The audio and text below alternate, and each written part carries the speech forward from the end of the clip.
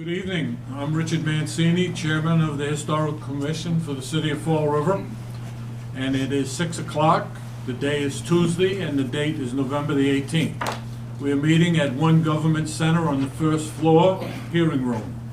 Pursuant to the open meeting law, any person may make an audio or video recording of this public meeting or may transmit the meeting through any medium, and attendees are therefore advised that such recordings or transmissions are being made without or within perceived or unperceived by those present and are deemed acknowledged and permissible. Our recording secretary this evening is Commissioner Connie Soul. She's sitting on my right. And this meeting this evening is being televised and recorded by Craig of the Fall River Government TV. Present this evening are absent appears to be Jonathan Lima and Commissioner Ashley DeCunha. Present is Commissioner Connie Soul. On my left, Commissioner Joyce Rodrigues, Commissioner Carol Orban, and Commissioner Ryan Klein, and I, Rick Mancini. We have no vacancies at this time. Commissioner Soul, have all petitions been properly advertised and all interest parties have been notified in accordance with the laws and regulations of the Historic Commission of Fall River? Yes. I hereby then declare Tuesday, November the 18th of our regularly scheduled meetings of the Historic Commission of the City of Fall River open for business and shall resume before us. Thank you and good evening. Wow, what a nice, pleasant group to have here. Very exciting. Thank you. We've got a lot of business this evening. I'm looking out at the crowd. We were expecting Carol Fiola, but she's working this evening at the State House, so she's not here. I do not see, she was going to have a representative here, an administrator. I don't see that here yet. We do have the chairman of the Conservation Commission and also chairman of the Preservation Committee here, John Brandt, and I see the president of the Preservation Society. He's here, Alexander. So that's good. A lot of important people here. Good, great, thank you so much. What I'd like to do is, I'd like to open this meeting. We're expecting other parties, and I don't see them as of yet. We were going to, and I probably not recognizing them, but we were going to have our, I guess the pleasure, I was going to have the pleasure of saying that we have representatives of our Native American families, and Mike Labossiere would be introducing them. So if they're here, I'll get here a little later, we can take care of that. Okay, I'd like to start the meeting, and I would like to just take out of the agenda and look under the old business, item number 1. If I can open the page up myself.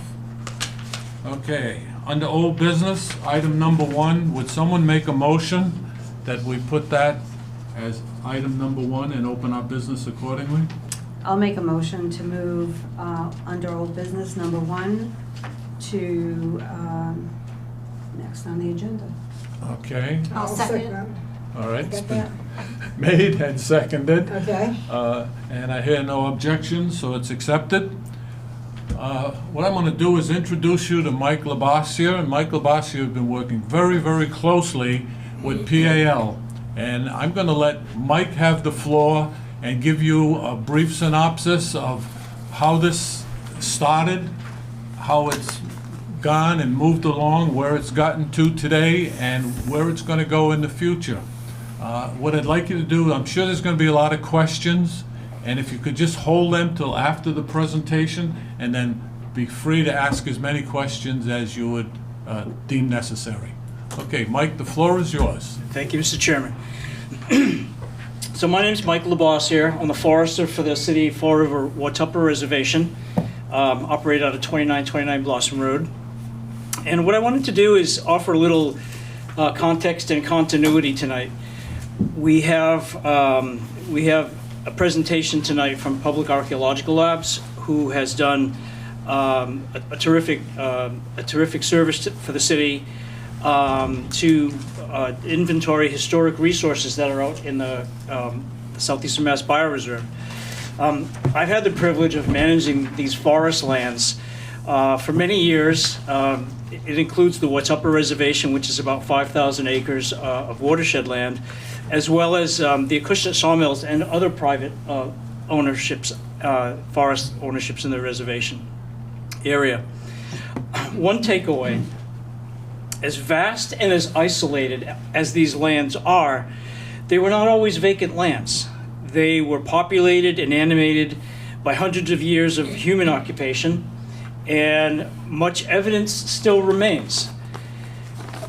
First, I want to say with great deference to the native peoples before us that their use of the land isn't readily seen. They lived lightly upon the land, and it is not our intention to unearth or disturb anything out there. So, I don't, as Rick mentioned, I don't see the Perry or the Page families here tonight. They had both been invited, but what I did want to say about that, they've had a long association with the land in East Fall River, and in particular, the Historical Commission is determined to take this opportunity to work closely with these local Pecasset families on the next phase of the historical landscape project that we're undertaking. East Fall River is made up of hundreds of parcels of land. Again and again, you encounter evidence of settlement and improvement. Much of what endures is stone walls, boundary stones, stone foundations of houses and barns, granite bridges, hand-dug wells, rural mill sites, and the like. Other clues can be found in certain landforms, shapes, and patterns, and even in the ecological communities that are present. As a forester, my job is to grow trees that protect the water supply, keep the forest safe, and hopefully produce some forest crops that have value. But what's been a real revelation is that the mark of human interaction with the land in East Fall River is everywhere. And it's interesting, just as people are interesting, even more so when you contrast the east part of the city to the west. Generations before us built mills and houses, creating the urban city we know. In the process, they scrubbed away most of the farms and rural landscape along the bay. But out here in the Watuppa Reservation, the bioreserve area, it's just the opposite. Farms were abandoned, lands were acquired for water supply and other conservation uses, and the evidence was preserved like an ancient insect in amber. And that's where we will begin tonight. About 5 years ago, Al Lima, and as someone that would be familiar to many of you in the room, Al teed up in a historic house inventory project in Steep Brook area for a CPA grant. As an afterthought, he called and asked if we could put together a list of historic and cultural features to be cataloged that exist in the bioreserve. And this is the result. So at this point, I would like to introduce a couple of folks from PAL.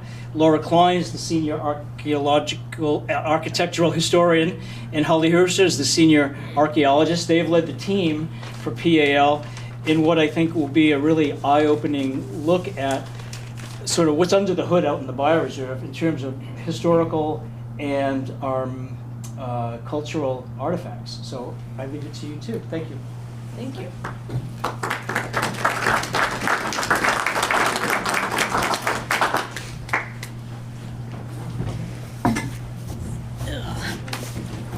Let me get things going here. Thank you for having us. I can't do two things at once, so I have to log in and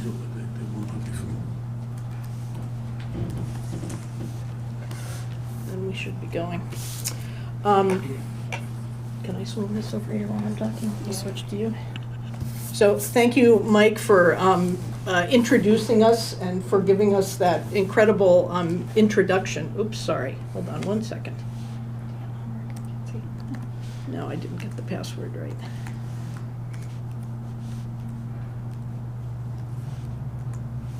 Okay, sorry about that, everyone. I will start our slideshow. And I apologize that it's going to be a little hard to see. Here we are. We're not showing up on the screen. Well, we got that master I technician know. out there. He'll take care of business. I'll get started.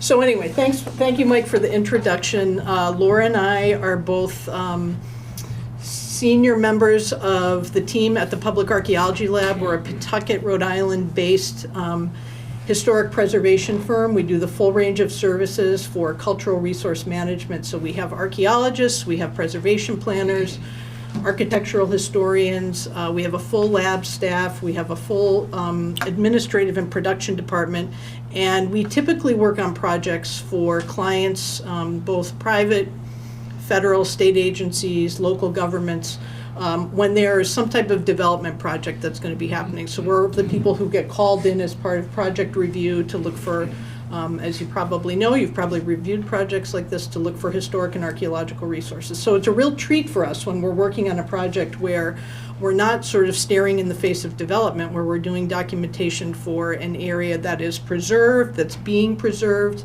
and where we can bring information forward to help fill out the full history of Fall River. So this has been a really great project for us to work on. We worked very closely with Rick and Mike on the project. The city developed the scope of work for the project, identified the properties for us to go out and do our survey work for. As Rick mentioned, phase one of hopefully a continuing project to go out and look at more resources. But the areas that we looked at, important to know, were selected by local residents, by members of the Historical Commission, Mike and his folks in the Water Department. So people who know the landscape and know what areas to look at. What you're looking at on the screen are a lot of probably very hard to see dots, but this is the area that we surveyed. Primarily the east, as Mike mentioned, the area around Watuppa Reservoir, Coppicut area, and then also a little bit of the Steep Brook area to look at historic structures. The map that you're looking at, the Historical Commission members have a large hard copy of it as well as an electronic version. One of the things that I want to state from the beginning is that archaeological site locations in Massachusetts, as in most parts of the country, are not public information. They're protected and maintained as confidential, mainly to protect them. It's not to prevent members of the public from understanding what historical resources are, but just so that people who would intend to do harm or go out and try and disturb or collect at them are not able to do so. So we're not going to be showing really detailed maps or discussing in tremendous detail the locations of places today. That's not to keep that information from the public or from anybody else. It's just to protect resources. And there's a tremendous amount of information that we can share about the survey that we did. So that's what we're going to be talking about today. So as Mike's already mentioned, the project that we worked on was funded by the city with a scope developed by the city. Except for the Steep Brook area where we looked at the built environment, the rest of the areas we looked at are all in preserved land. So within the bioreserve, we were looking at properties that were owned by the city, the state. One area that is the Miller Farm area, that's trustees of reservations owned, but these are all areas where there is no development planned now or in the future. The properties that we looked at date primarily from the early 18th century through the 20th century. The bulk of them are in the 19th century, so properties that were built and used in the 1800s. Again, as Mike mentioned, we know that the history of this area goes back at least 10,000 years, if not longer. And our goal was just to focus this effort on a set of resources that date to the period from the late 1700s, 1800s into the 20th century that were not associated with indigenous land use and activity, specifically because information gathering needs to come from indigenous folks as part of that phase of work. And we were looking primarily at documents, and historic maps, local histories, and then doing our site visits. So we wanted to be sure that we were not doing research on indigenous sites as this part of the project. But again, not to dismiss that important part, that's most of the history of this area is prior to when Europeans arrived. We did not do, as part of the survey, any kind of testing or excavation or artifact collection. So even though I'm an archaeologist, we call this sort of a reconnaissance level survey. So it involved walking the ground surface, going to these locations, documenting their existing conditions, mapping them, taking photographs, but absolutely no disturbing these resources of any kind. Another part of our work was focused on, after we did this field survey, we'll talk about each of these steps in a little more detail, was to prepare a historical context. So the narrative that's in the report that you have is to contextualize and be able to interpret the resources that we've identified, and then to use that information to develop recommendations about their eligibility for listing in the National Register of Historic Places. So there's a level of identification that goes on. We did this first level of identification, which was locating and mapping the resources and then filling out forms that go on file with the Massachusetts Historical Commission. The Mass Historical Commission, so MHC, you'll see that referenced again and again when we're talking today. The Office of the State Archaeologist and the State Historic Preservation Office are housed at the Mass Historical Commission. The MHC oversees all of the cultural resource work that goes on in the state. For archaeological work, any type of digging or survey, testing, anything like that requires a permit from the state archaeologist. So we did not need a permit for this project for reasons I explained to you earlier. But we do file our report and all the forms with the Mass Historical Commission, and they review and comment on our products. So we've submitted, after it was reviewed internally, we submitted our report to the Massachusetts Historical Commission, and they have accepted it, and it will go on file there. The resources that we've identified, that map that I showed you in the last slide, will be included in the inventory of the historic assets of the Commonwealth. The non-archaeological sites will ultimately be listed in a public-facing, or they can be accessed in a public-facing Massachusetts Cultural Resource Information System that anyone in the public can access. The archaeological sites will be recorded and kept behind a confidential wall, but other archaeologists, or if somebody's doing some type of review in that area, will be able to access that information. So those were the basic tasks that we were asked to complete. Conduct research, do field survey, compile the historical narrative, put it into a report, and then complete forms, various types of forms for the resources that we had been asked to look at. So our work was primarily started with doing background research, so looking at, the local Fall River histories, looking at like the Phillips history, for example, some of the other published and unpublished resources that talk broadly about the history of Fall River and identify specific areas where activities happened. Mike is an archivist, whether he wants to admit it or not, and whether he inherited it, but the water department has a tremendous amount of research and archives, much of it in little bits and pieces. It was kind of like doing an archaeological excavation to go through some of that information, but lots of papers and maps and oral interviews and local resident information that had come in. So we mined the water department's files for information about not just the resources we were looking at, but sort of the broader context.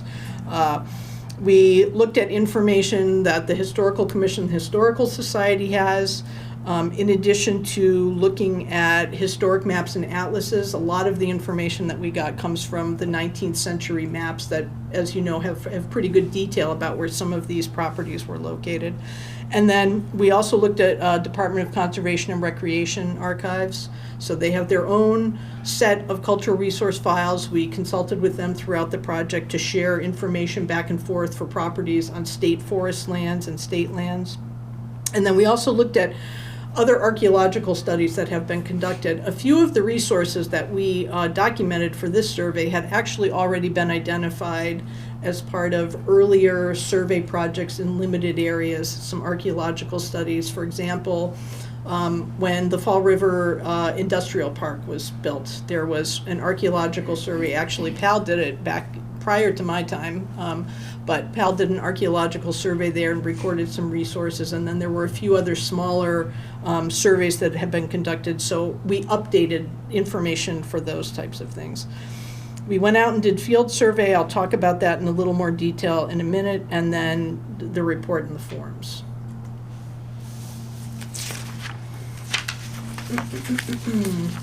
So the context development that we did, I won't spend a lot of time going through the history of Fall River because this group obviously knows that history, and most of the members of the public who are here know that as well. But we tried to tie the resources, the individual resources that we were asked to document, which fall typically within a relatively short period of time when they were built and used and then abandoned, with the broader development of Fall River. So that's why, in part, our study focuses primarily on the beginning of the 19th century, so the time at which really the first well-documented Europeans were coming into the area. There were obviously some people who were living, European and indigenous people were living together on the land prior to that, but the early 1800s is when the first, more substantial European or European related activity started. So we know that Steep Brook was originally one of the community centers in Fall River. That was part of the reason I think that some of the properties that we looked at were selected there.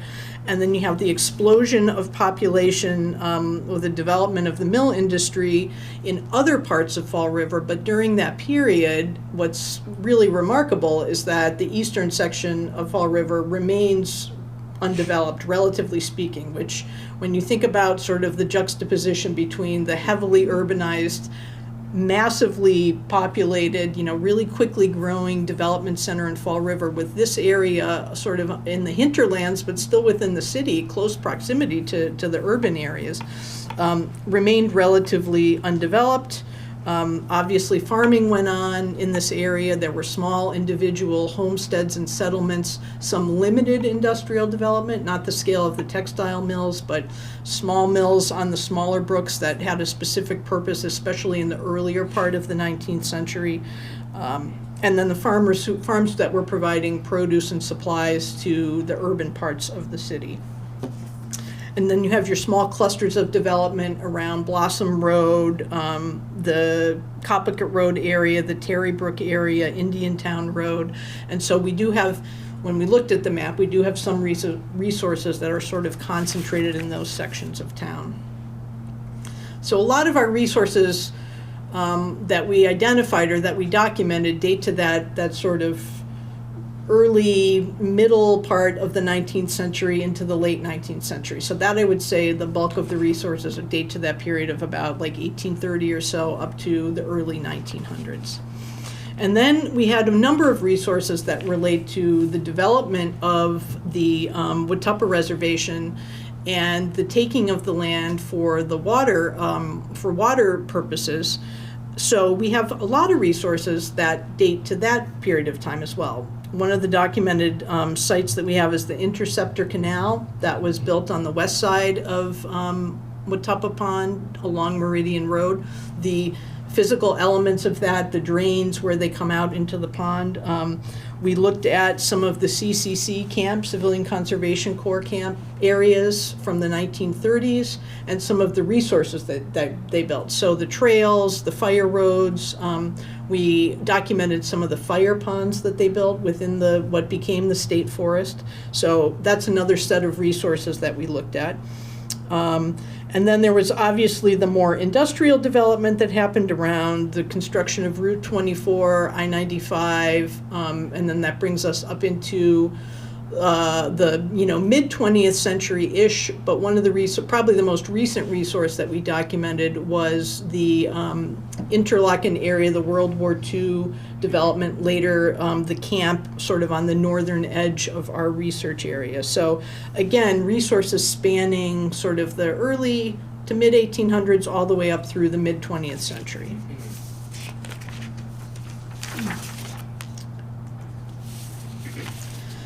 So we conducted our field survey in September between September and December, which is really the best time to be out in the woods when the leaves are off. Unfortunately, the ticks were still pretty bad, but that's the best time to go out and look at the landscape. And one of the things that Laura will talk about when I'm done talking a little bit more about archaeology is that we did look at a variety of resources. So it wasn't just discrete archaeological sites or buildings. We also looked at some landscape, like built landscapes, areas that are larger and maybe cover more territory and that relate to a number of activities that went on.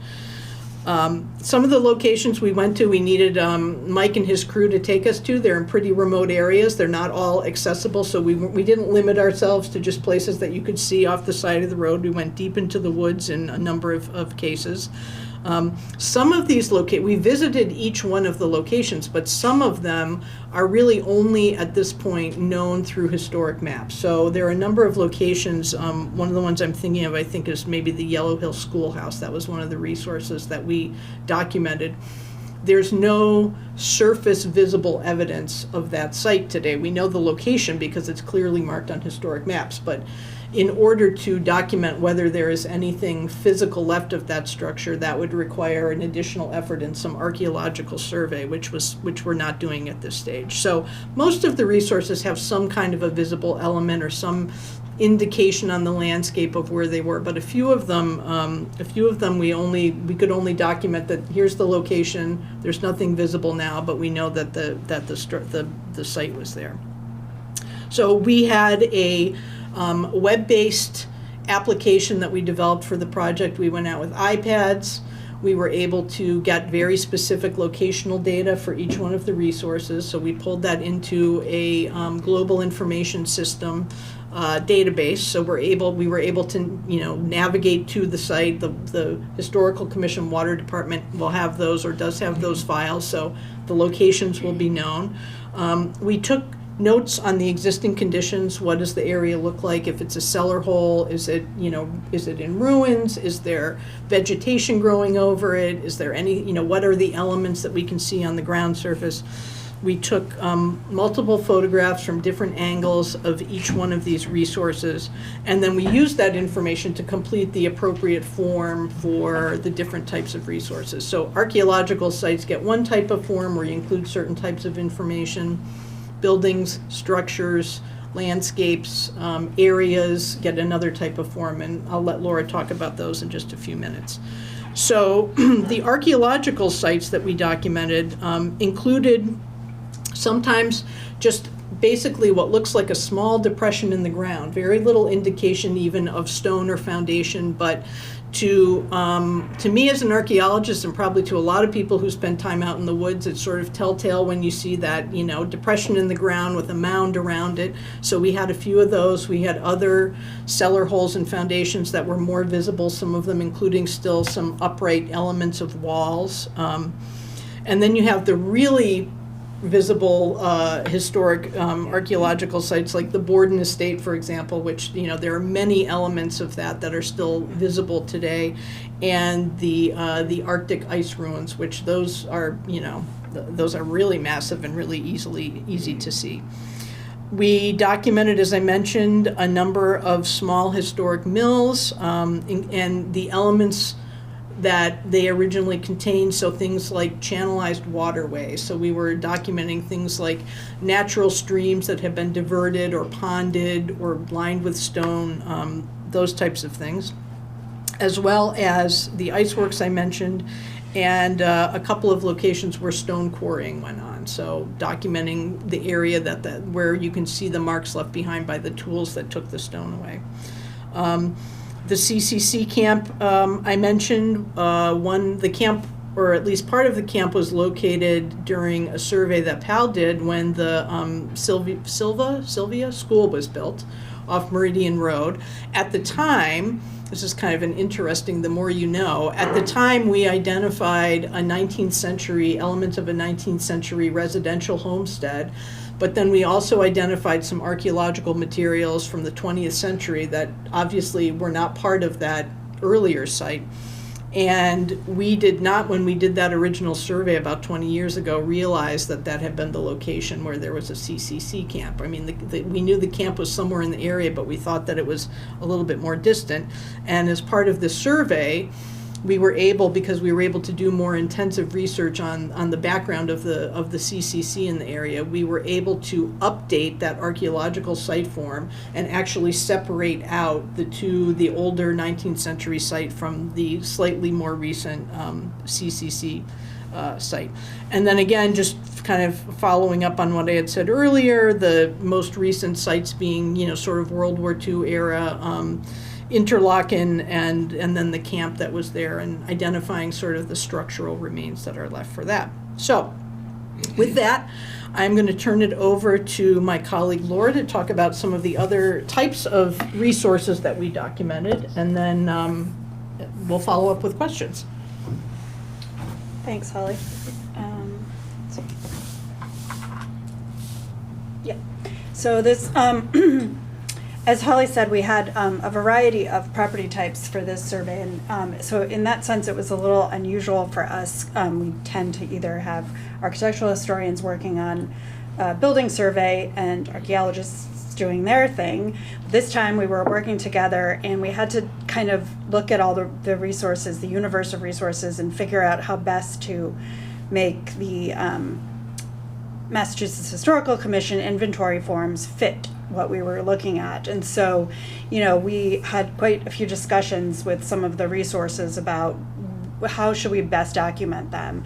And, this slide shows that we had a handful of buildings. I think in the end, let's see, we had 8 building forms, and those were mostly the Steep Brook houses, some of which had been documented years ago by the Historical Society, but the forms from the 1970s are very different from today's MHC forms. They don't have nearly as much information on them. So we updated some of those. We created new forms for buildings that had been that had not been documented then, including the Clark Street Bridge, which is documented on a structure form. It's a different type of a form that MHC has. Then we did 2 area forms for groups of buildings. The one that's shown on the slide is the Watuppa Reservation headquarters, which also had been documented previously, but we updated the area form there, again with new information that had come from some maps that we looked at from Mike, and kind of looking at the larger extent of that 19th century property, and including some resources that had not been surveyed before. We had about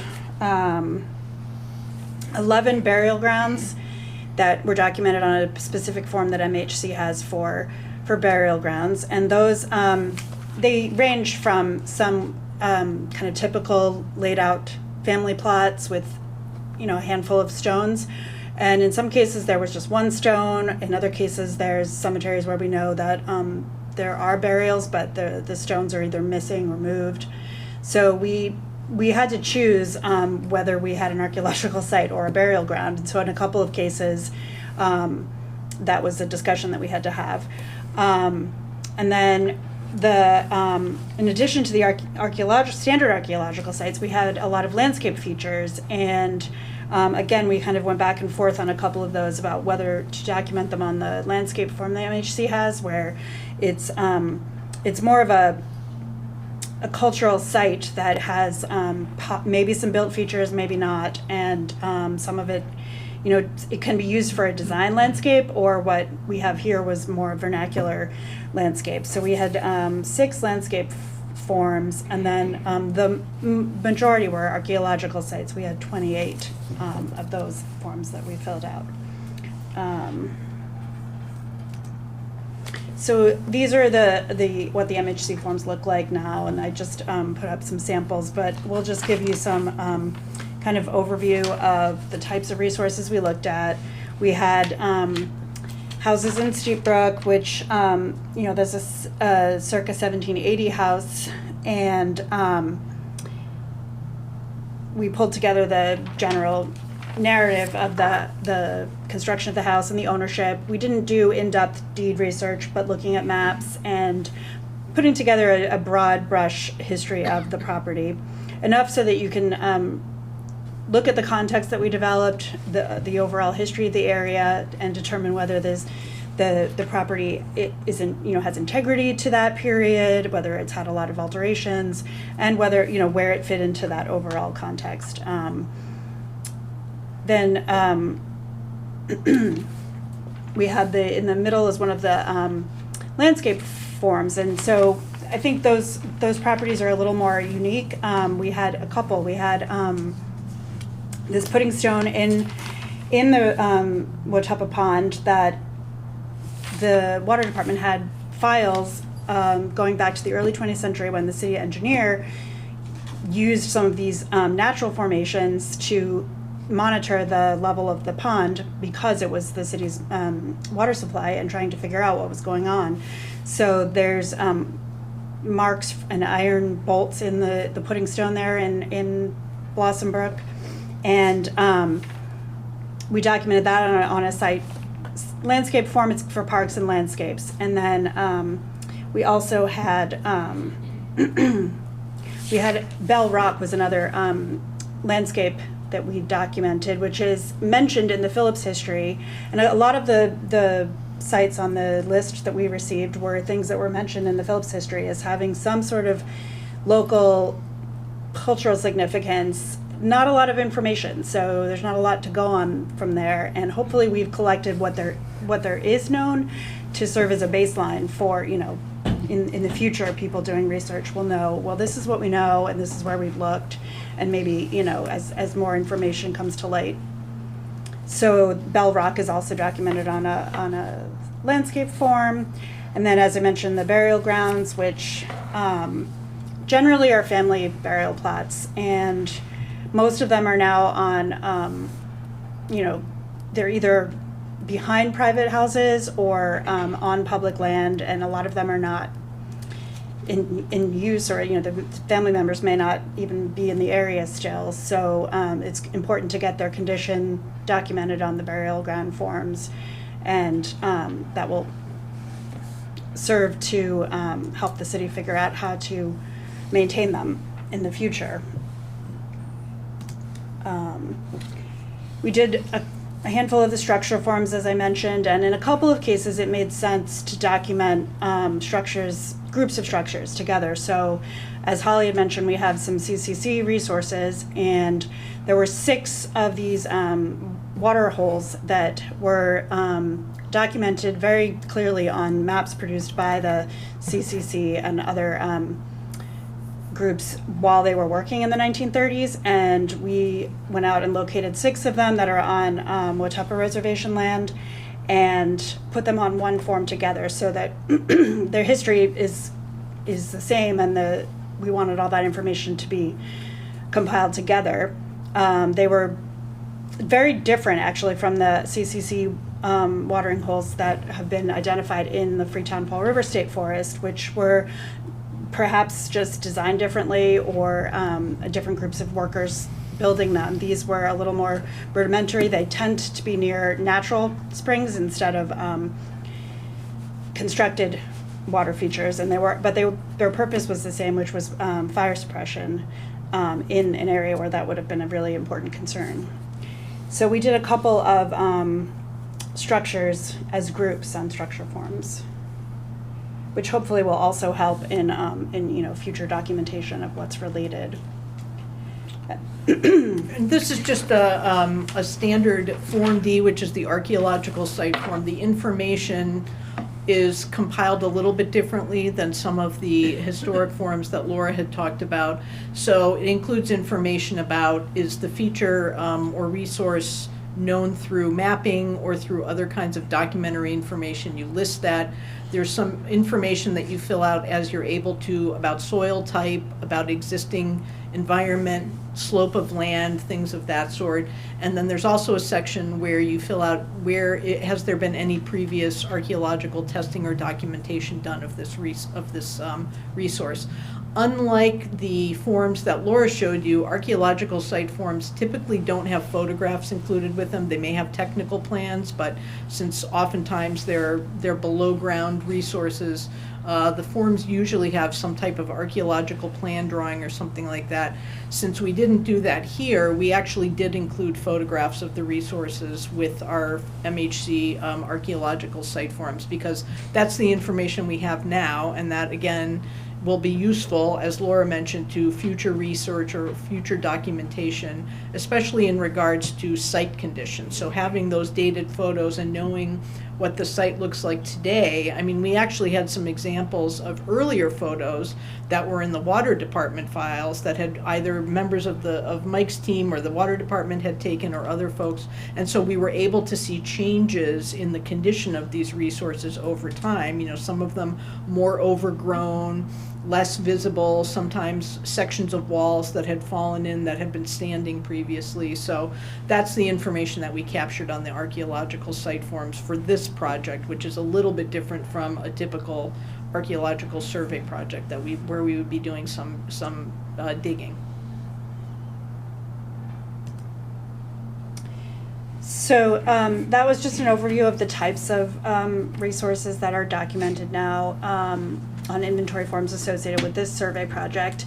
And as Holly mentioned, one of the pieces included in the project is to evaluate these resources to see if any are potentially eligible for listing in the Massachusetts State Register or the National Register. And we recommended the two areas that we surveyed are eligible for National Register listing. Yeah, that's PAL's recommendation. It is the next step would be to prepare a statement for the MHC to see if they agree. But the Blossom Farm and Watuppa Reservation headquarters had previously been evaluated as potentially eligible back when it was initially surveyed, I think in the early 1980s. And as I said, we updated the area form, included some more resources, and tried to pull together the research. And looking at the integrity of the property and the buildings, we recommended it as eligible in the area of exploration and settlement for the early agricultural history of the property, and for the 20th century conservation history associated with the reservation, the fact that it's been in use as the reservation headquarters since the early 1900s, which again, I'm not sure that the 1980s survey really acknowledged that could be a potential area of significance, because it was much closer in time. And the other property that we surveyed as an area is the Adirondack Farm, which the reservation, the water department now owns very recently, but up until that time it was an agricultural use. And so again, that property has a long history related to the exploration and settlement and its use as a farm. The current plans for the property are to use it as an education center for the bioreserve, and we think that its potential is there for National Register eligibility as well, before any, there have not been any significant changes to the property. So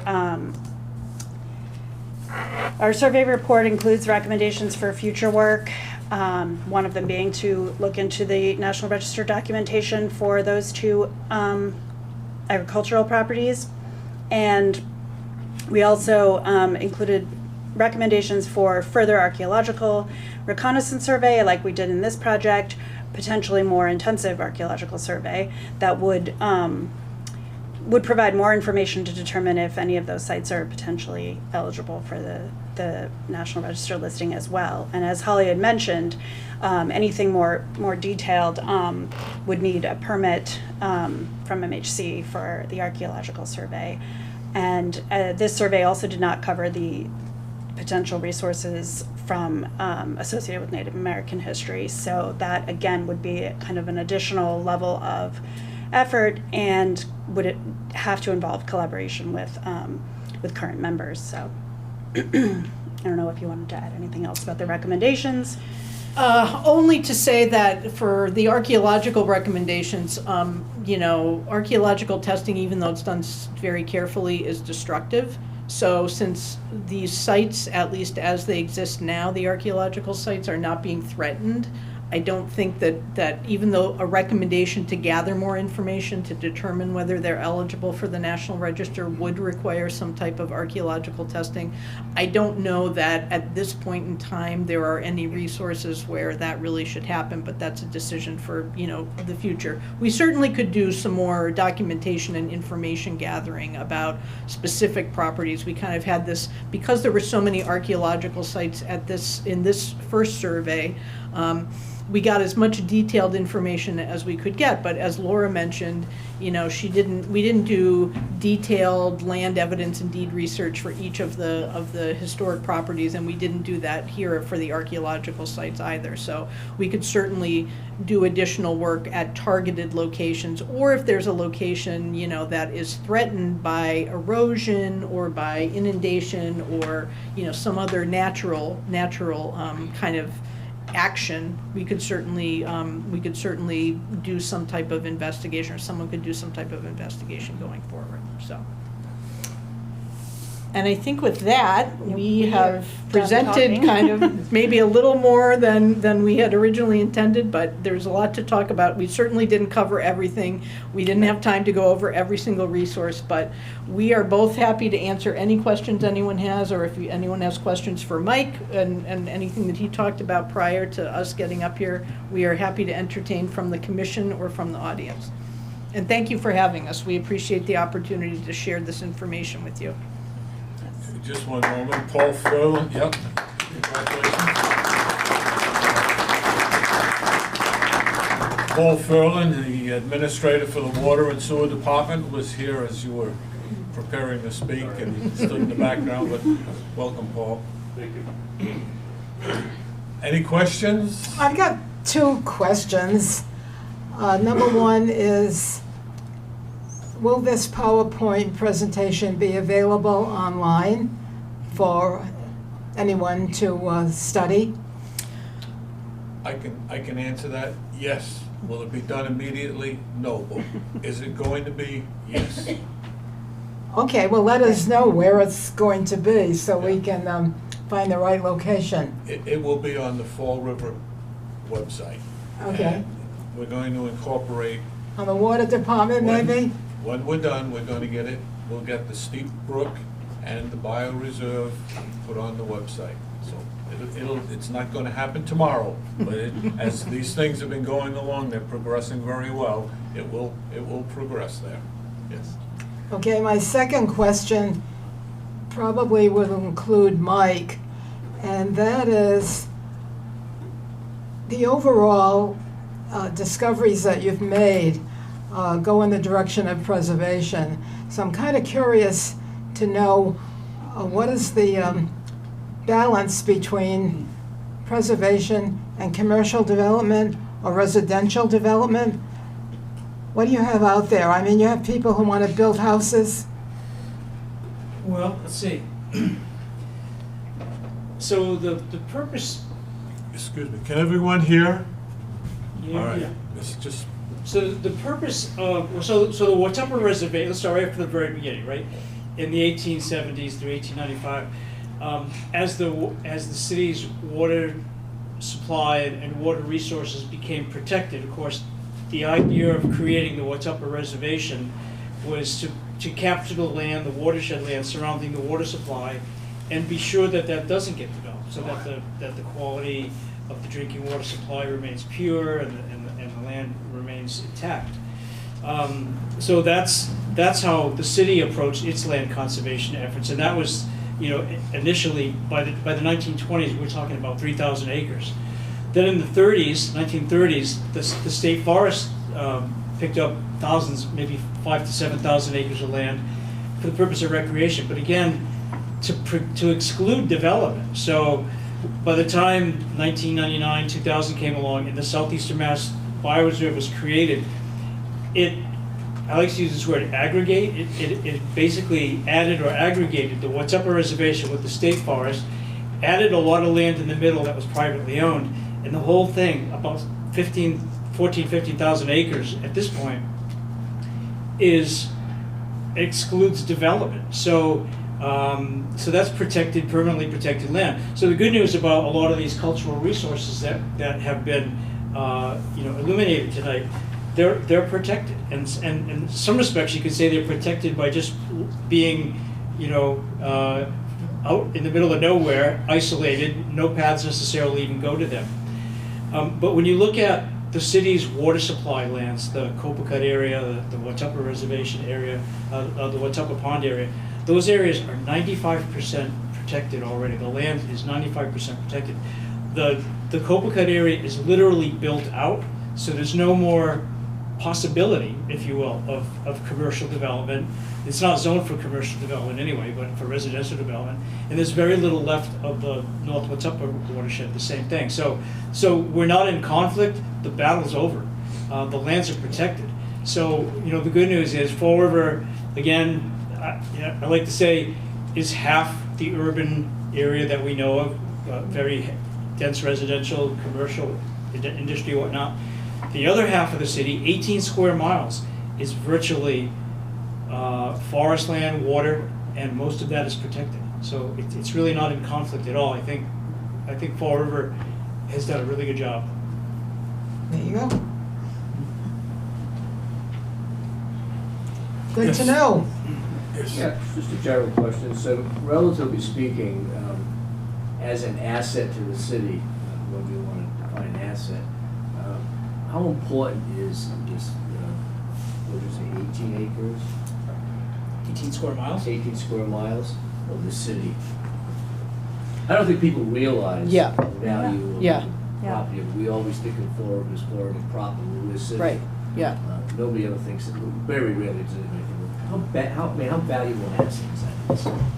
Well, from our perspective, or from my perspective as a cultural resource preservation person, you're looking at what we would call a cultural landscape that documents continuous use of the lands over, as I said, at least 10,000 years and possibly further back, in areas that have literally never been developed. Like not even, the soil is not good for plowing in many of these locations. So even where the soil was plowed, it's reverted back to woodland. To rocky. Right, so it's incredibly, we work all over New England, our company, and as an archaeologist, I've been all over Massachusetts, and there are very few places that I can think of where this much contiguous land has been preserved over the long period of history, like virtually no development at all, or just these little pockets where people have, left their footprint behind. So the fact that it's in permanent conservation is really, it's an incredible asset that the city has, with its partners, with, the state and private conservation groups. So it's an incredibly unique and important resource, or set of resources, resource area, I would call it. So are you saying that the highest and best use of the land has already been achieved because it's protected? Yes, and so you've added to it through the work that the water department has done, the work of the state forest, the bioreserve, this project, to do some additional documentation so that you know what's out there, you know what the resources are, and that information can be shared with the public, who can also appreciate the historic character. And there are lots of these places. I say that the archaeological site locations are protected, but there are a lot of these places that everybody knows about and visits because the trails go to them. They're places that people appreciate for their historic integrity, and they go there to see them. The stone bridges, the Trustees Miller Farm property is a great example of a really well-preserved landscape that people walk through day in and day out, and they're not destroying it, they're appreciating the historic character of it. So I think that doing this project and with the other work that the Historical Commission, the Historical Society, state has done to sort of capture the history of this area is also something that contributes to its significance. So is Fall River doing a good job with balancing protection and people going out there and enjoying the bioreserve? There's a fine balance between protecting what's there Yep. and then encouraging people to go out and actually enjoying what's there. It is, as we said, it's a very valuable asset, and it's Yeah. a resource. It's Fall River's, but it's something that Fall River has and probably should come up, we probably have a plan for how to share the use of this land Yeah. with other people, so how do we? I would think so. I mean, you know, the water department is out on the land on a regular basis, you know, doing like simple maintenance activities or just, you know, kind of making the rounds, getting rid of trees that have fallen down. So there are eyes on the property and knowing where the locations are. There are people out keeping track of that. Same thing in the state forest. Department of Conservation and Recreation has cultural resource people on their staff who regularly go out and inventory and check up on resources. So I think that, you know, everybody's done a really, my personal opinion, and then I'll shut up and let other people answer, I think that everyone's done a really good job of balancing protection and preservation with allowing the public to enjoy and use the lands for not just recreation, but also to appreciate the historic character of So the I think we're doing a landscape. pretty good job of ensuring the highest and best use of the land. I would say so, but again, I'll let others comment as well. Thank you. Yes. Have you done any surveys on private residential properties that have got the bioreserve? Were any of those part of No, this? Like besides the trustees of reservations Yeah. or certain I think burial areas every that other were on property private was on public land. Yeah. There are a couple of those burial grounds, it's a little bit tough to Yeah. trace because Yeah. they're not in use. Like the one on Copacabana. Yeah, but there were no actual, Yeah. private, And burial grounds are Would that be a protected. consideration, would there be incentive to the abutting neighbors to include their properties in surveys if there's enough, like the next, you know, that you guys have? Yeah, I mean, I set? think if there are, there's not a lot of development that's right next, right abutting it, so, but there's probably, especially because as with historical survey, as time goes on, like you kind of start, like I mentioned, like the Watuppa Reservation history wasn't even considered, like it was relatively recent, back in the 70s and 80s when people first started doing the surveys. Now that's, it's over 100 years of history, and we can kind of evaluate how important it was in the overall scheme of things. So again, there's probably some newer development, newer meaning like early 20th century, that could be surveyed, whereas before, we were focusing on 19th century houses. And so there's probably a handful, but I don't think that, because there isn't much development right around. I'm just curious because like I live on Copacabana Road and there are areas that are adjacent to my property that really are like part of the Mill Brook. Mm-hmm. The timber mill that's just beyond my property there. But on private land, yeah. Well, that particular part, that timber mill isn't private land, that's, Okay. we're talking about. Whether that site was included. I think everything over there was. Yeah, There are legal implications when you start getting legal or private property involved. Yeah. And a Native American's proposed sites, things of that nature. So you have to tread very, very cautiously. I appreciate that. And what you're talking about might be in the future, but we don't know that at this point, because we're trying to expand this and help the water department maintain this integrity. So there are legal implications. I know you're being very kind and not going there, but Thank you. Yes. I could just also add though, MHC has their inventory online where you can also see what's been documented on a map. And so in that, that's what I'm picturing in my head is the dots that they've surveyed around there. And there's a lot of coverage, but there's probably gaps. and Rick had a question. I was two seasoned professionals, so you go out there, you spend a lot of time over there in the years, hiking and running, spending a lot of time, so you think it's great. The whole area is fantastic. But as professionals, did you find, was there any maybe unexpected findings that you thought really cool and or really exciting findings? I know you can't be too specific. with Yeah. things, but like, what really turned you on? Like, was there something like, wow, we could expect this, or Yeah. like, this is super cool? Is that, would you ever have any of those moments in this, or was a lot of it just sort of like what you would have expected?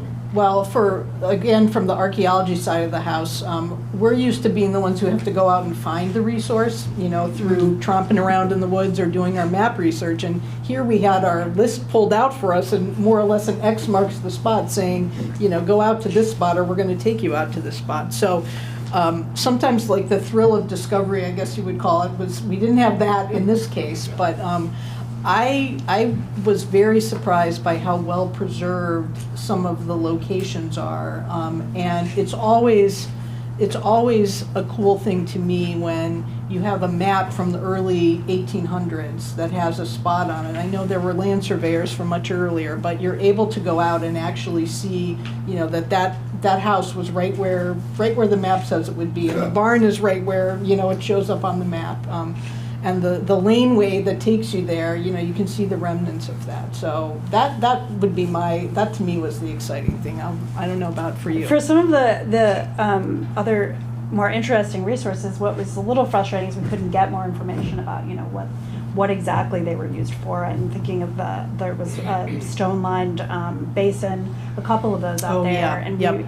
we really don't know. I mean, they're very professionally looking, engineered and designed, but Yeah. we don't have a lot of information about what the purpose was or Yeah. what, who was using it. So we maybe ended up with more questions than answers for a couple of them. But Yeah. again, like it's a starting point for future research. Get another question? Oh. I have another question.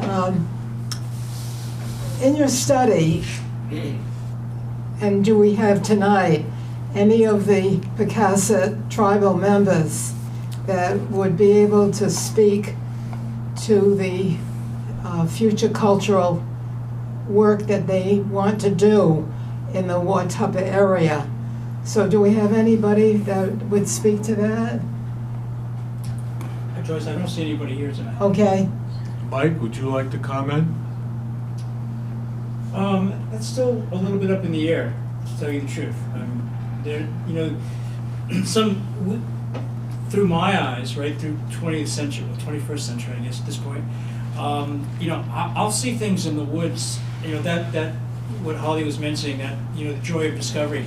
I'll see unexplainable things, for example, and they're mostly stone because that's the material that endures. I'll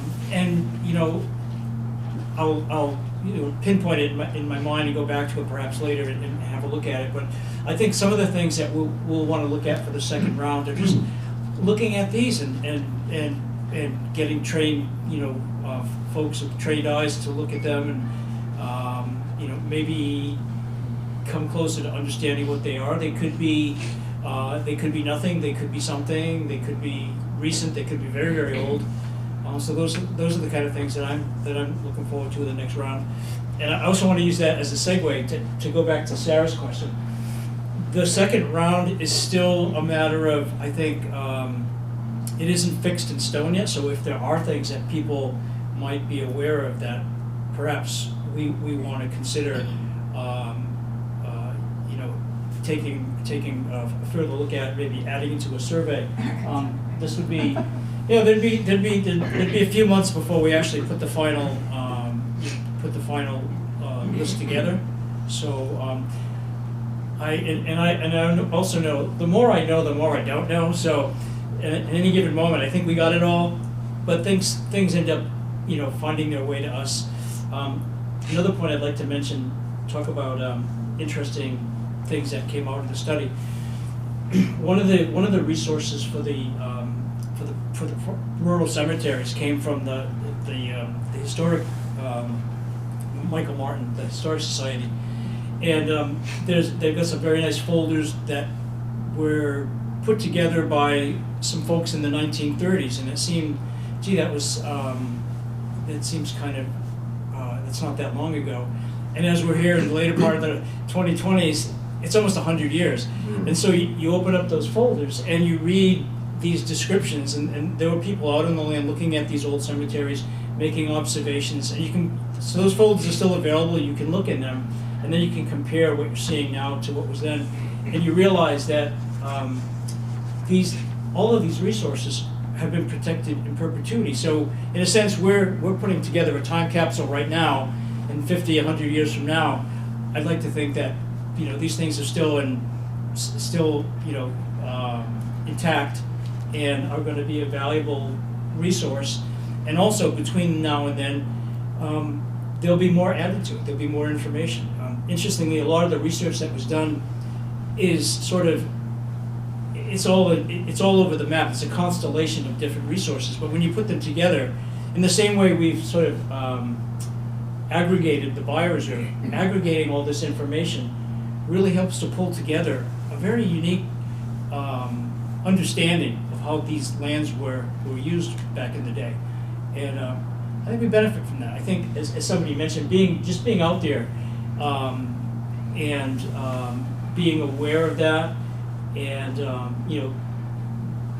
that contrast to today's busy life, and being out there and thinking about the fellow who used to mine stone and haul the stone into the city for, St. Anne's Church, or there's a lot of connections between that rural area and what happened in the city.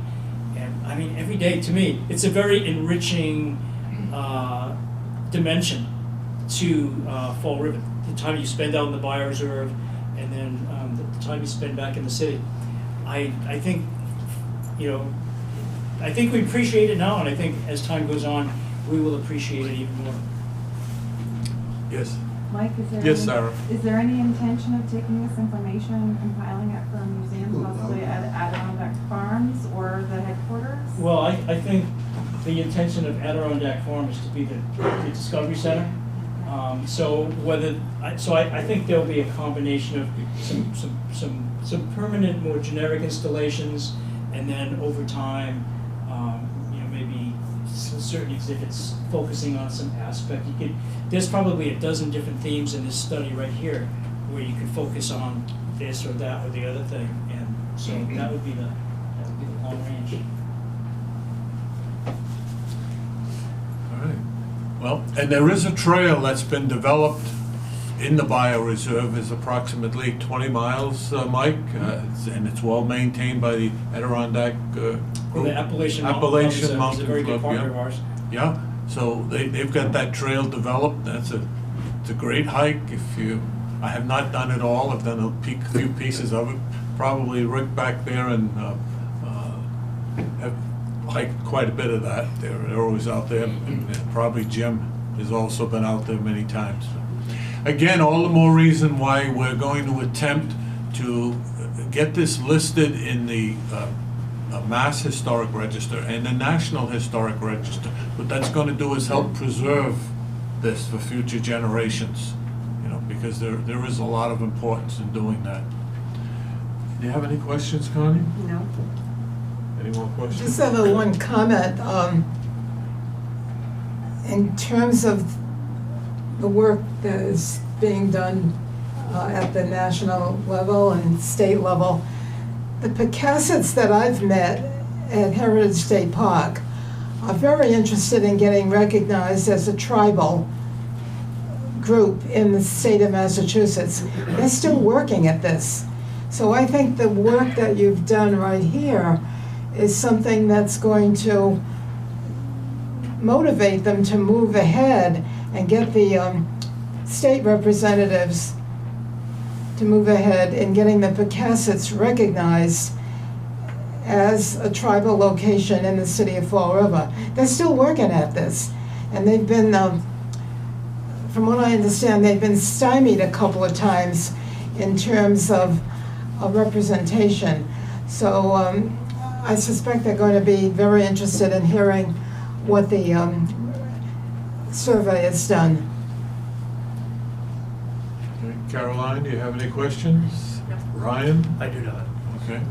Do we have any other questions from the audience? Oh, yes, Mike. I would just add, I don't go anywhere without my trail map. So there's a stack of trail maps in the lobby, and if anyone's not familiar with the bioreserve, haven't seen this trail map, it's a very useful way to become acquainted with it. Thank you. Okay. Yes. I have a question about the entire bioreserve, which extends well, not just in Fall River, but also in neighboring towns and cities, city of New Bedford. What proportion of the entire bioreserve did you do? And also, would you be able to do some of the areas that are, you've got the trustee area, and also some areas owned by the state? And how would these get funded? Well, Jennifer, I would begin the answer by saying, this is Fall River Community Preservation, so we really restricted ourselves to the boundary of the footprint of the city. Well, I know that. So, right. I heard it, yeah. Okay. So beyond that, it would kind of be up to those individuals or agencies or individual towns to do something similar. I know the state, Holly's nodding because the state has done similar things Yeah. on the state lands, Yeah. and also the trustees have, as you know, Yeah. on Miller Farm. Yeah, so we pulled in information on archaeological resources that the trustees had gathered, yeah. Yes, as a member of the trustees, I Yep, knew that. Gotcha, but- yeah. And then the Mass Department of Conservation and Recreation, they maintain an inventory of archaeological and historic resources that are on state lands. So they periodically do their own surveys. I believe they're currently doing some trail upgrade work, and they're identifying historic resources that are within that project. So we share our information. We've shared a copy of our report with the DCR, and they've shared back with us their information about resources that overlap with the city's project. So it's different groups probably gathering the information, and then among the historic preservation community, we share that information with each other and our partners, so that that information gets, crosses over sort of corporate and other types of property boundaries. Thank you. So as this audience can see, and as our future video and visual audience is perceiving at this point, that this is going to take some time. This is not something that's done overnight. It's a lot of effort by a lot of people and a number of groups, but it seems to be gelling more so now than ever before, and that's a really good sign. Yeah, we're kind of pleased. Any other questions? Okay, I guess we'll call this particular section of the meeting and adjourn. We're going to start our normal business meeting, Historical Commission business meeting in a moment. You're free to leave or stay and participate with us. It's entirely up to you. And I want to thank you very much.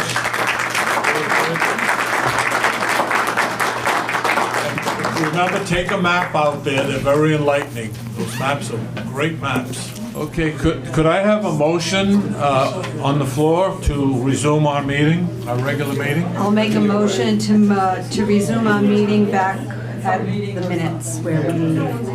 Okay, do I have a second? Brian has a second.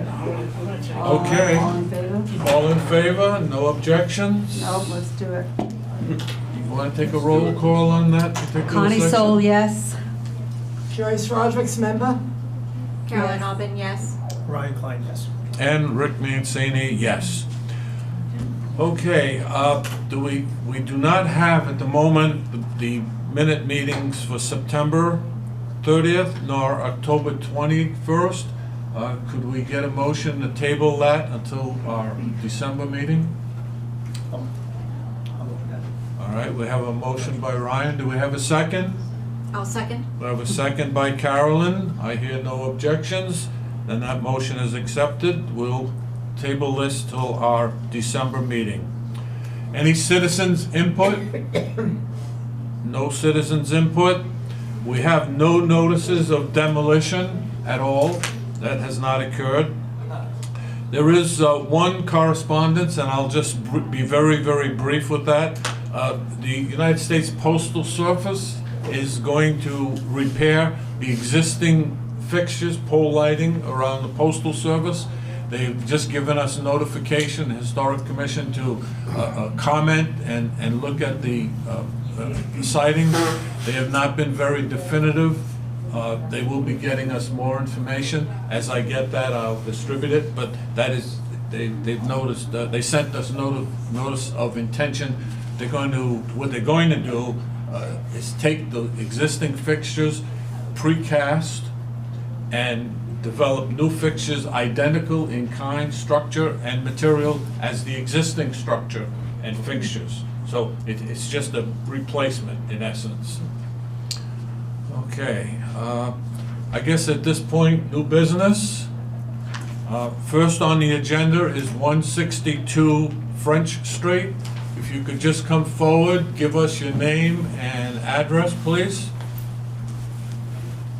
Good evening. My name is Manuel Furtado. Talk right into the speaker so the audience and the Can hear. viewing audience can hear, please. I'm not very good at it, but I'll do That's it all best right, I you're can. doing fine. Good evening. My name is Manuel Furtado from 162 French Street, Okay. and looking to build a deck Yeah, if it's possible. okay. And I do have a plan, and I would like to know if I can or cannot. Okay, we did get the drawings. Yep. And they were all distributed. Yep. The clerk didn't get that printed for us, I apologize, I didn't realize that that one wouldn't be printed, but everyone did see the drawings. I got another one if you anybody wants Would to see it. anybody wish to review? Now we Okay. have no questions? No. Commissioner Sol, do you have any questions? I do not. Okay. You saw the drawings? I did not. Oh, you did not? I did not. Do you want to see it? Yeah, I'd love to see it. Sure. Please. Should I? All this paper. Thank you.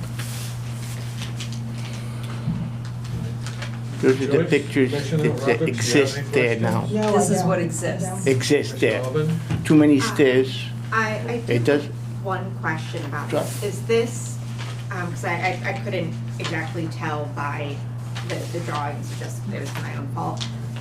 Is this going to be built in the same area as the existing porch? Yes. Okay, so it is, it's not, No. It's not anything new, to it's just- attach that one to make one. Because that one is built wrong because it's even with the door, there's no step. When there's 3 or 4 inches of snow, the storm door doesn't open. okay, So therefore, I have to do something about it. So since I'm going to do something about it, I would like to extend it to better put more value into the place and better for the tenant. And it will be better for the future because I would like to put 2 parking spaces in that side, so keep the cars out of the street and it will be easier to go in there with 3 steps versus the other side, 7 steps.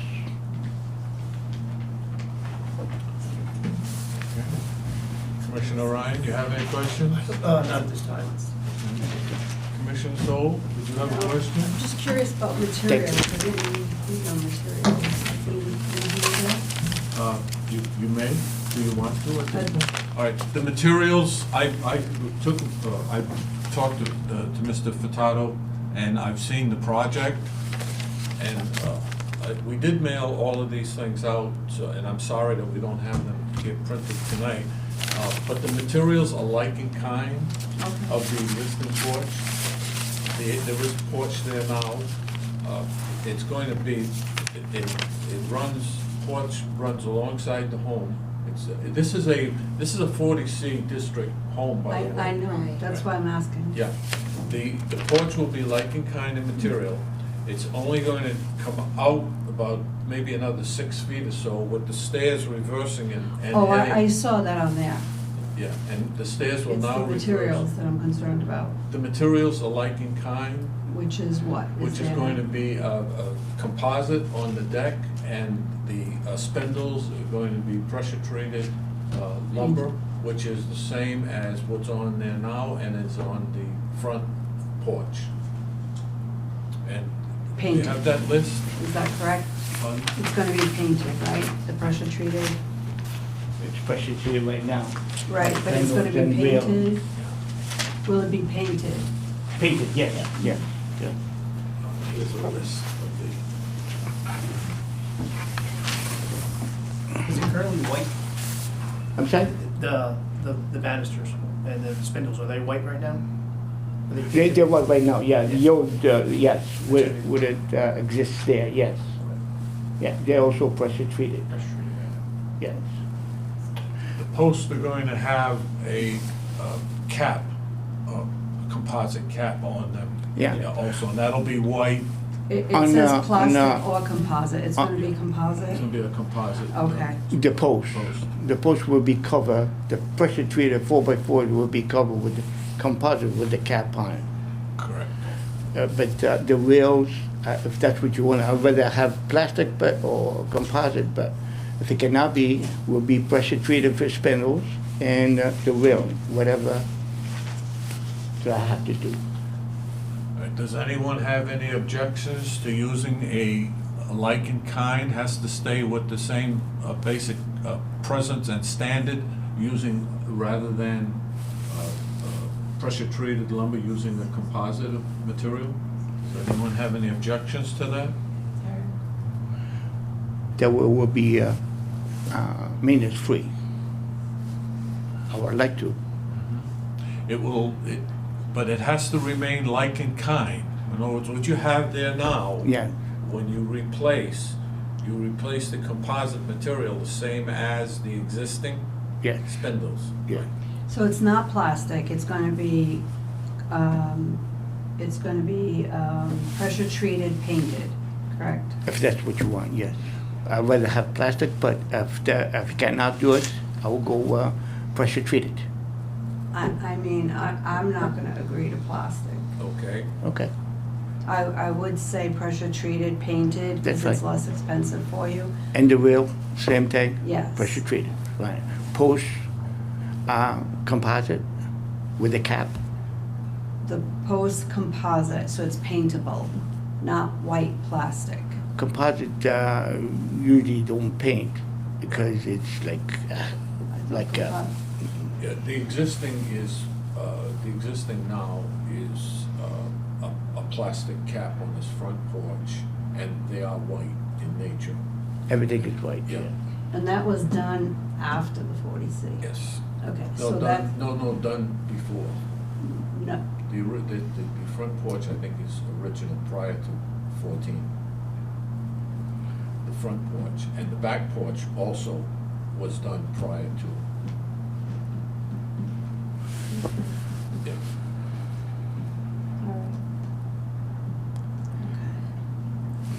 Okay, so we've got the recommendation of the spindles being pressure treated spindles, painted.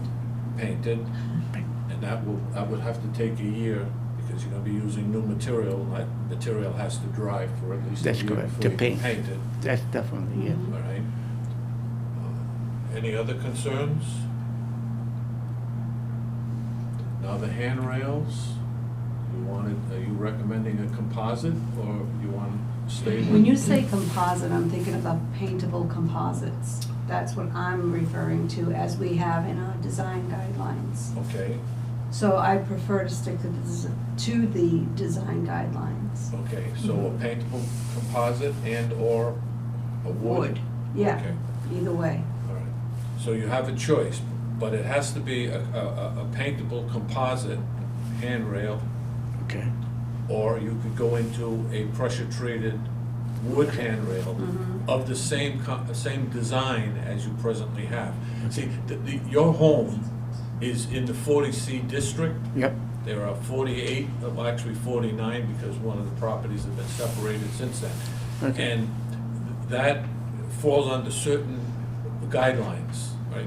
What it does is it enhances the properties because they're maintained, so the value is Goes up. elevated of the property. So what we have to do is to meet the Secretary of Interior standards, which is a national standard, which is adopted by the state of Massachusetts, and then we adopt it here in the city. Okay. So we have to maintain certain standards. Okay.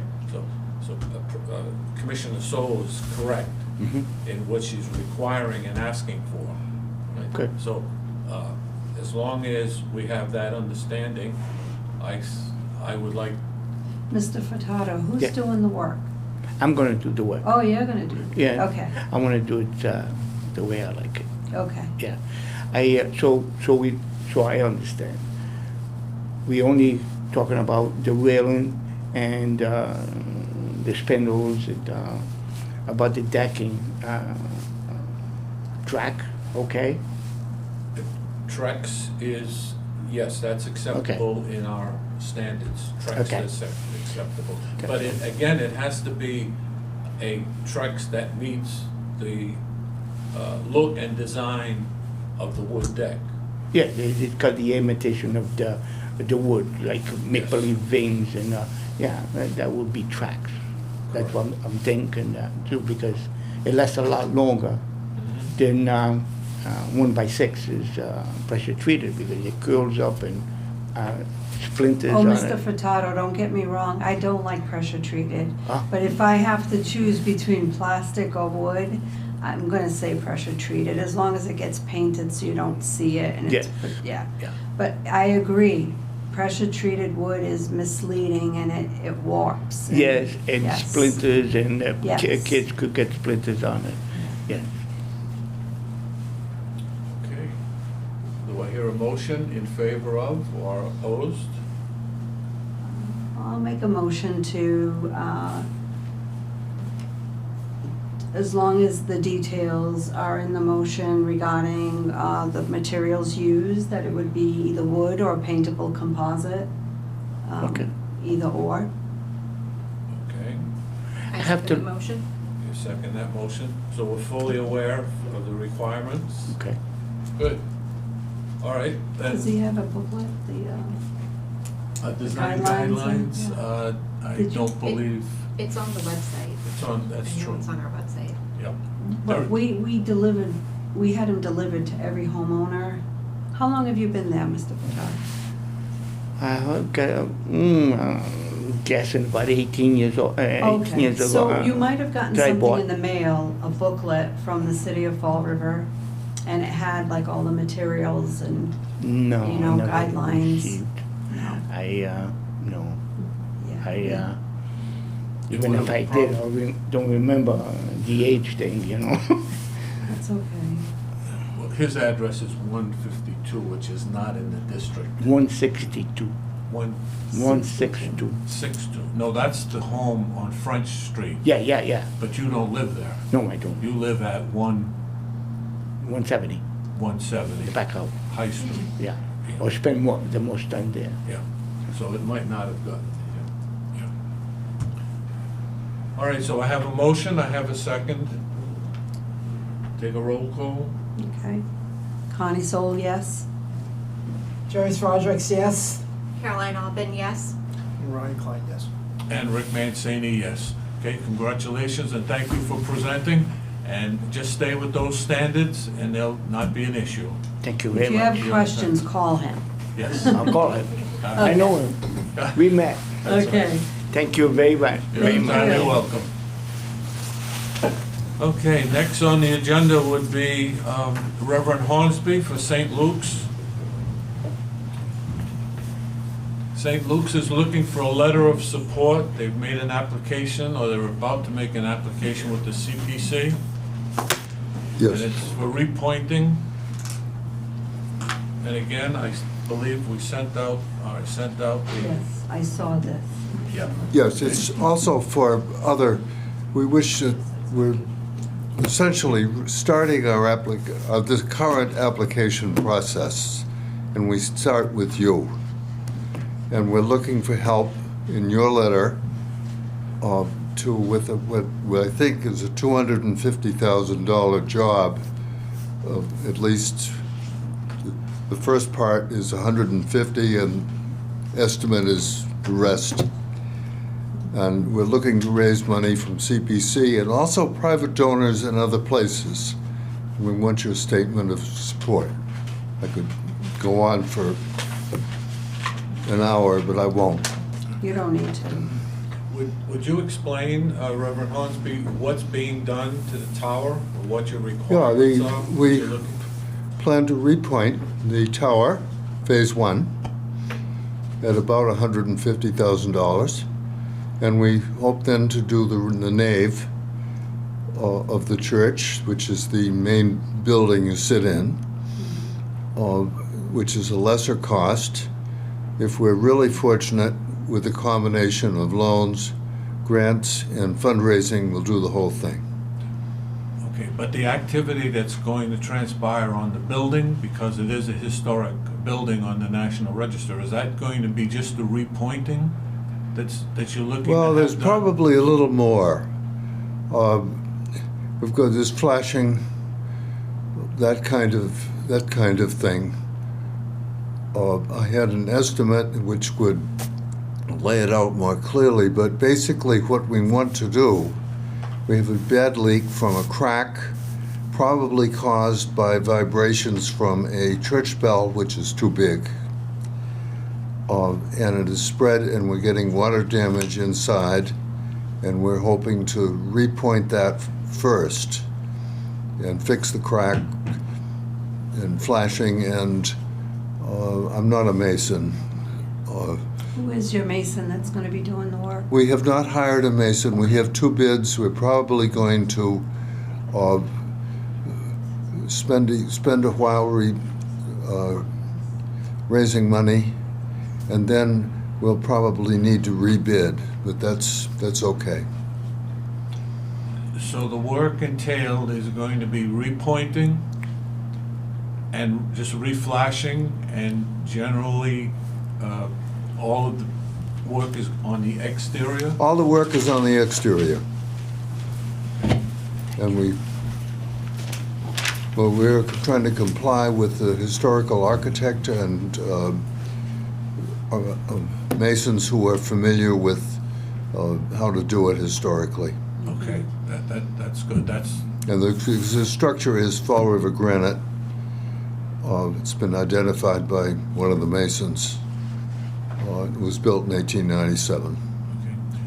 okay. So in the letter that we sent, the letter of support, if it's voted upon tonight, will state that you will stay with the provisions of the interior of Secretary standards. I stay with the provisions of the exterior. Of the interior, the Secretary of Interior standards, those are.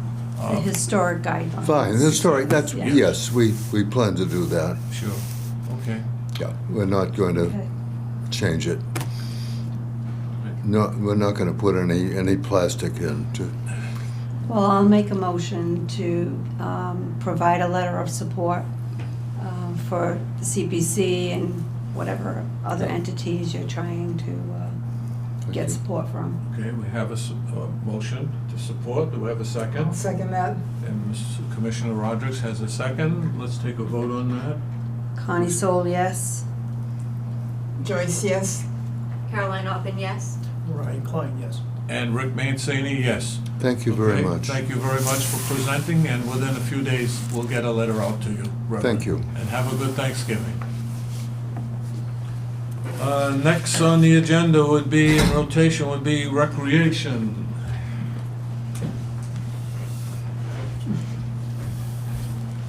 And they did print your packet. Look at Nice.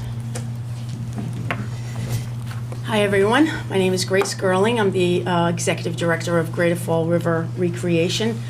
We're looking to install, replace 67 windows at the old 2nd District Courthouse. We've owned the facility for 10 years, and we have done numerous repairs and renovations throughout these 10 years. We installed a sprinkler system, new HVAC system in the 1908 building, because we have 2 separate buildings that are connected. New roofs, a boiler system that was funded through the CPC years ago. We have had support in the past from the Historical Commission for projects that were funded through the CPC. The windows that we are installing, I do have two quotes. One being from Somerset Glass, who's done this type of work for many years, and they guarantee that they will be following the Secretary of Interior Standards when they are replacing the windows, and that's what we've required from any of the quotes. I'm actually waiting for another quote from another company. Fingers crossed that I do get it. It's very difficult to get these quotes. I guess many places are looking for windows, and so my hopes that we will get a third quote. Okay, and the windows will be similar to the Yes. cuts that you supplied to us? Yes, yep, yep. My only question is, I see that you're going brown. Is there a reason brown and not black? Well, Just curious. so the which one? Because Well, I see. like- so the 1970 building, those windows are brown on the Yes. outside. The others are not. So it had, I don't know, it must have been painted over the years, the trim. I mean, we've only been there 10 years, so whatever when we moved in, that's what we got, so. And the people that owned it prior to us, But the replacements are brown, right? That's what I, yeah, I mean, I haven't picked out, I mean, we've gotten 2 quotes, but, okay. I was able to send Mr. Mr. Mancini, I'm sorry, that information that he requested from me. Which is what we have in Okay. But all of the windows will be the same color. Correct. They will not be, Oh, no mix and match. right? Everything will be unified. And the mullions will all then match also if they're a distinct color? If the window is, I don't know if these, when they're constructed, if they're going to be fitted in completely or, you know, or a whole new mullion involved. So if it's a black mullion and you're putting a brown window in there, you're going to repaint? We will do whatever is required in these standards to install those windows. Perfect answer. That's how we're gonna go about it. 'Cause We're not gonna, you know, what's the word? I can't think. digress. Yeah, I don't know. It's been a little bit. Yeah, that's right. Well, if there isn't any more questions, I'm ready to make a motion. Yeah, just one question. Are you putting security on gates on some of them? I know some of the images have like a, I don't think we need them. They were there because it was a courthouse. okay. We're a community center. We have all nonprofits in the building. So I don't foresee we need bars anymore. I'd like to take it out and make it look Nice. a little more homey. That's what Put it back to its original construction. Yeah. I thought. Good job. Any other questions from the commissioners? Well, I'll make a motion to give a letter of support for the windows. Okay, we have a motion in favor, I'll second the motion. and we have a second by Commissioner Klein. Let's take a roll call. Connie Sol, yes. Joyce Rogers, yes? Caroline Alban, yes? Ryan Klein, yes. And Rick Mancini, yes. Congratulations. Thank you You're very all much. I set. appreciate your time. Thank you. Kindly welcome. Thank you for waiting. Have a great I night. hope you enjoyed the presentation this evening. Yeah, it was very different. interesting. I've actually ran on those trails. It's very beautiful down there. It certainly is. Yeah. Yeah. Well, have a nice Thanksgiving and Thank thank you, you you for all, presenting. as well. Thank you. And next is Eagles Restaurant and Event Center. Hello. How are you? Save the best for last. That's the last, huh? The pride of the city, the gem from the Okay. last of the 30s. Yeah. Hey, Christopher Donovan, 132 Albion Street, Fall River, Massachusetts. Hello, everybody. I'm seeking approval for the next step on the CPC grant for the historical letter. Did you, everybody get the email? Yes. So as you see in that picture, I'm gonna, as you know how I love the historic value of everything around here. So these windows are all starting to deteriorate on the outsides, and they're the original windows on that whole second level. So all your grout's all removed, it's all, so Somerset Glass, the only one that wants to do anything with me. Everybody told me I'm crazy, I'm nuts, but I don't care. So that whole second, we gotta pull every single window out on that first level and bring them to his shop. We're gonna scrape everyone, varnish it, repaint, and the outside's gonna get refinished. Then underneath every single window, we're gonna bring back those little boxes. If you see all the boxes, those metal grates were put in after, and if you notice on the picture, it's all rusty. That rust wasn't supposed to be there. In 1930, when the Chinese put that in, those grates weren't there. So we're gonna bring back exactly those boxes, exactly how they are. They're all like, because there's tons of them that are rotten. Because when the trees were there, they were hitting the building, and all the squirrels were going in. So that's why they did it. So there's no more trees no more. So all the squirrel nests will be removed. And then on the third level, if you look, Matt got me the exact replicas of those windows upstairs. From Somerset Glass, white, obviously white, because we're gonna go exact day in 1929. I have all the colors, I have some of the old charts that they used that day, and how it was. In the interior, you can't replace that second level because they're all oak finished. So every company just wants to take them out and throw them in. I was like, I'd be sick to my stomach over that one. So and then the second level on the second level of windows, we needed the lift. We're gonna scrape those right on site. Because they can't come out, because they're solid in. But those other ones have the brass screws. We're gonna get that brass all that color shined again. So they're gonna look exactly like they did in 1930, the day we opened. That's awesome. That's right. And that's my passion project, and I don't know, I'm a little, but it's just, I couldn't I just get it. thought of myself. You gotta love a passion, huh? Well, the Chinese have faith in me above. Mr. Kwong, the original owner. Yeah. So and above we're gonna be also putting a little thing for the origination of the whole eagle on that top level. We went for the grant for an elevator, so we're getting that for next season. So then we'll be able to bring them to schools to show the kids, we're walking them around, show the artifacts and what we had in the 1930s. And bring it all back. So it's a lost thing, but we're gonna bring it back. Good. And we offer more, once we get that, we can be public. We've been non-public just because of that elevator situation, which we want everybody to see. So we will not be segregating nobody anymore. It'll be 88, 100% fully ready to go after next year from that part.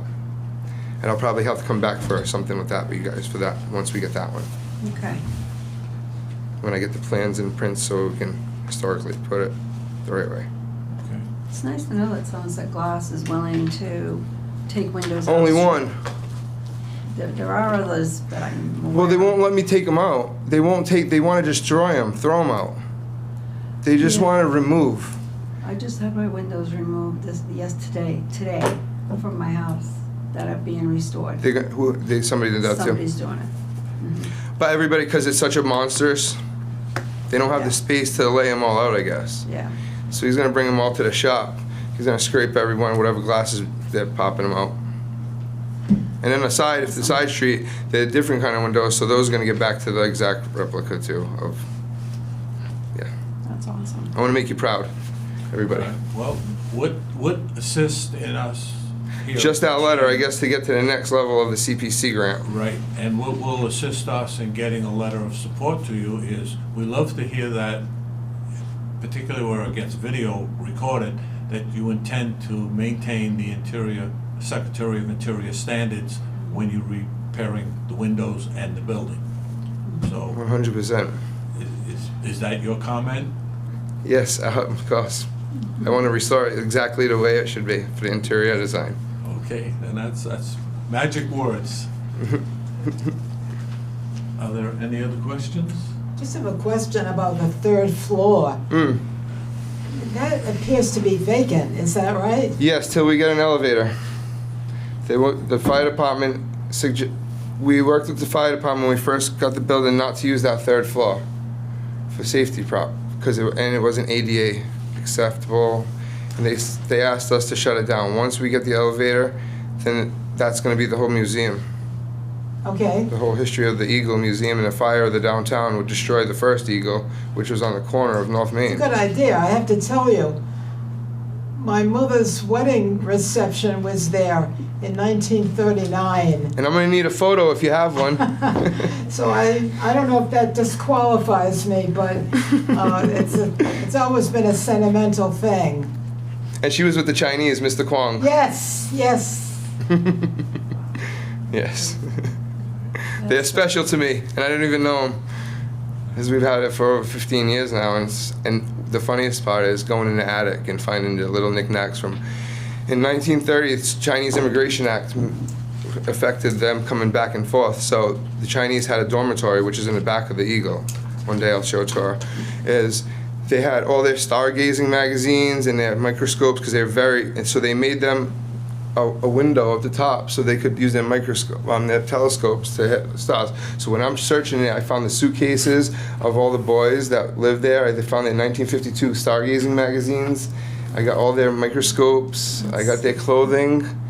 And that's what I started saying. I'm gonna make the museum. We need to give it back to them. I got their laundry bags with their names on it.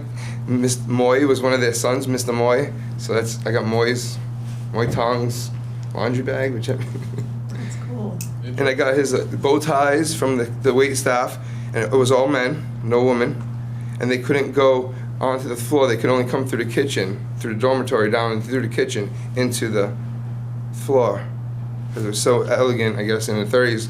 Nobody under the underclass could go there. It was amazing. There's some more stories to be bringing up. It's very cool. Sorry I took your time. No. Appreciate that. And one day, that sign will go back up, I promise you all. That one right there, that's my goal in life.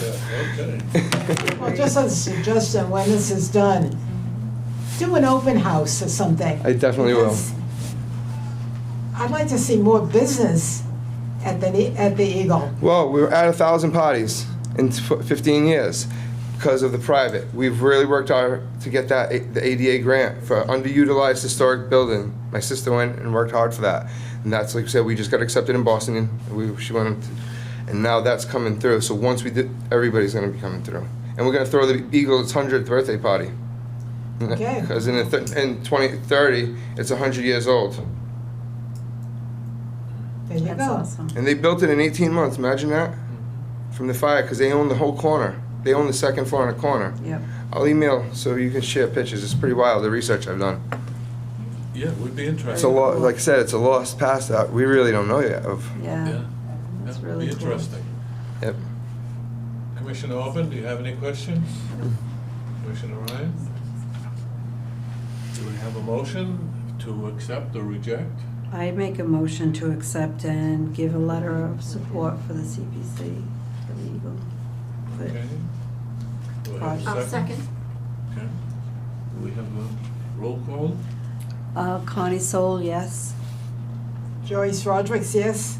Caroline Aubin, yes. Ryan Klein, yes. And Rick Mancini? Yes. Okay. Awesome, And thank you for all your passion in the city and all Thank your family's done for us. Thank you. You're a Thank you good man. Thank you so much. Have a pleasant holiday. All right, Register of Significant Structures, we have no new buildings to put on at this point. And we see old business, we went through item number 1. Item number 2 is the Highlands Local Historic District Upgrade. That also is being conducted by the Public Archaeology Laboratories. It's not Holly or Laura, it's another team, but they do report to them. And Joyce was kind enough to print these out and put them in a folder, so you can put that, become more impressed with it. It's every day that this proceeds. I guess the PAL folks getting ready to come back at this point. They've got about 30% of the district to complete. They sent us a quick memo just telling us that they're preparing again and that they will notify us when they're going to be here. When they do, and I get that memo, I'll send it out again so you'll know that they're in the area on such and such a date. If you have time, you can get out. They walk around with their yellow safety vests, so they're easy to find when they're on the streets. Okay.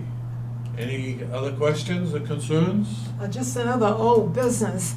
I did attend the auction for Temple Bethel on November 6th. The event did not really happen because developers, realtors were still in the building. So the search for someone to buy the property has not been concluded. And they were not able to move forward on that, on the 6th of November.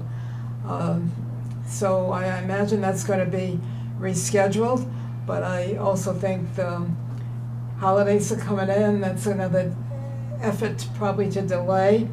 And I don't think developers are going to be shopping around during November and December, but that's just my thought. So no results from that auction. Okay, thank you. Thank you for the update. No further questions? Do we have a? I do have info on that local, number 2 on old business. Okay. So December 3rd, is that what you just said? That PAL completes the field survey? Did you know that? I didn't know that. Well, that's kind of tentative, is it not? I'm just, Well, I did letting you send know. out, yeah, I sent out some information. And then December 19th, PAL provides updated list of properties to receive the draft inventory forms for our review. Mm-hmm. Okay. And then January 30th, PAL provides drafts of inventory forms and MHC's preliminary study report for our review. You have all that? Yeah. Do you want me to go on? No, yes, we do. You should Okay. have that also. Yes. So week of February 2nd, suggested team check-in meeting to discuss drafts, and in early March, team returns comments to PAL, and then in April is the approximate completion of the final work. Right. Okay. Thank you for that update. Hey, no problem. Yeah. That's what I'm here for. Good job. Any other comments? Any other old business? Nope. Do I have a motion to adjourn? I'll make a motion to adjourn. Do I have a second? I'll second. Okay, and I hear no opposition. Roll call. 7:54. Connie Soul, yes. Joyce? Yes, Joyce, yes. Carolyn Alvin, yes? Ryan Klein, yes. And Rick Mancini, yes. Meeting is declared adjourned.